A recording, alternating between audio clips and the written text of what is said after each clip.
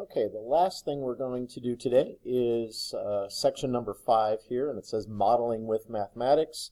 Your book has one example in there about finding the width of a fireplace, but I thought this one might be slightly more interesting. So you might want to pause the video and write this down before I continue.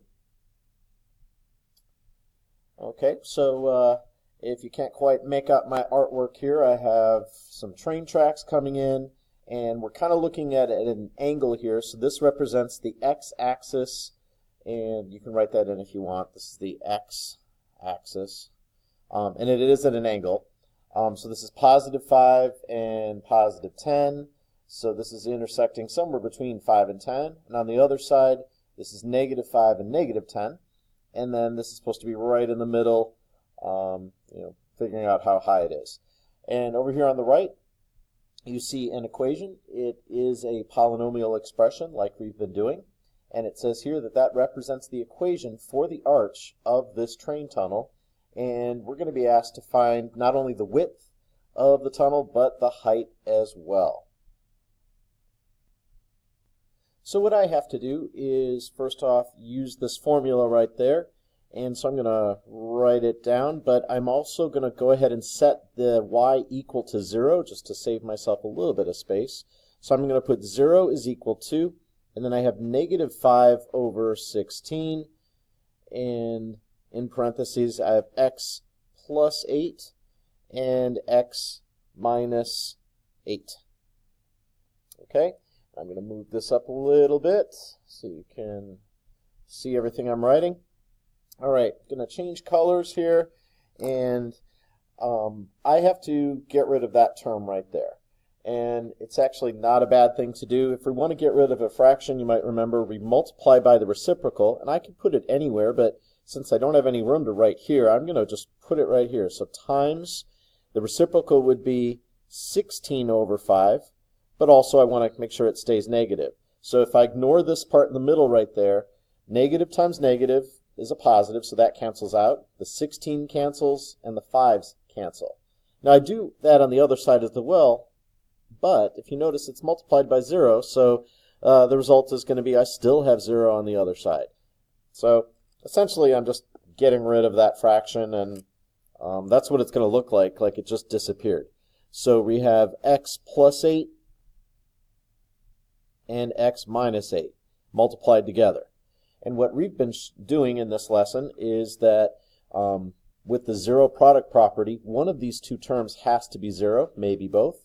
So we set them both equal to 0. We say x plus 8 is equal to 0, or x minus 8 is equal to 0. And in this case, you subtract 8 over here, so you get negative 8.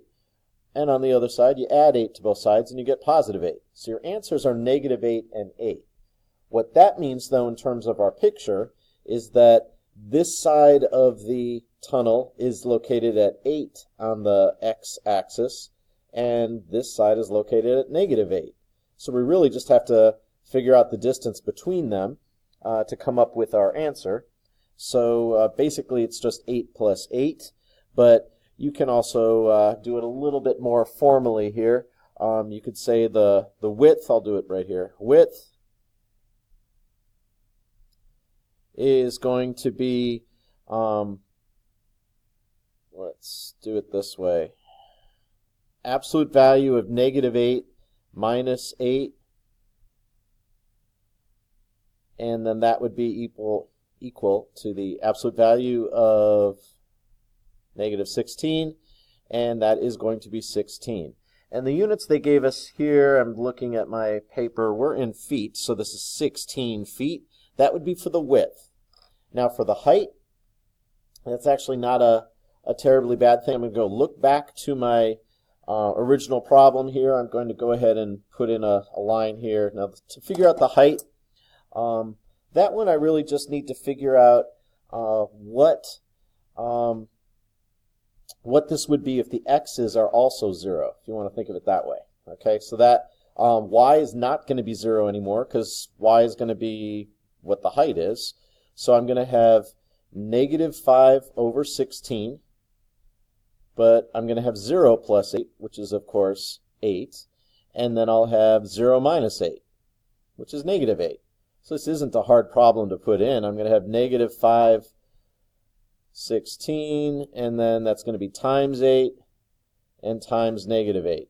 So I would go ahead and put that into my calculator, and I'll do that off to the side here because I haven't figured this one out yet. So I have negative 5 over 16, and then I'm going to multiply that times 8 and times a negative 8, and my height is going to be 20. So it comes out really nicely. So that's 20. The units are still feet, so my height is 20 feet.